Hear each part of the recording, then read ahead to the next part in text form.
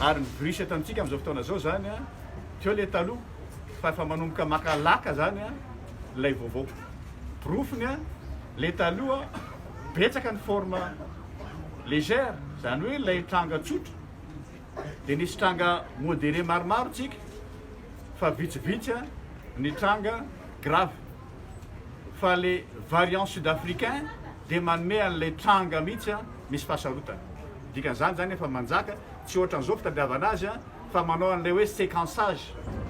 de mbola diniana ary séquençage tsy valy androany mihitsy reny zany anaovantsika surveillance épidémiologique efa manao an'izany zay hoe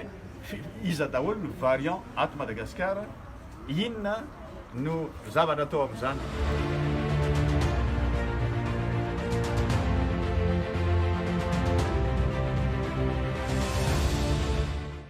Aingana kokoa ny fifindrany ary zay lay mahatonga antsika anjara soaly vololona mampitandrina ny olona aingana kokoa ny fifindrany ary tsy le mihotrika ela ao amin'ny vatana itsony zany izy le hitanao le hoe misy temps d'incubation eo amin'ny 4 andro na ohatran'izany fa fofono izany zany hoe ohatra hoe androany ianao mety mahazo azy raha mpitso afaka pitso anao dia efa manomboka mampiseho symptôme zany hoe misy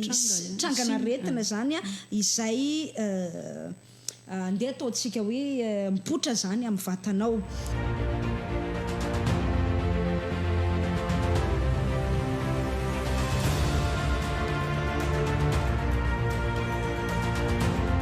Ianareo a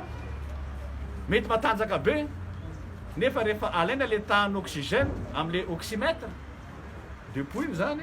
de efa mety 40% sady nefa andreo matanjaka be amaraina de ny hariva sepotra de lasa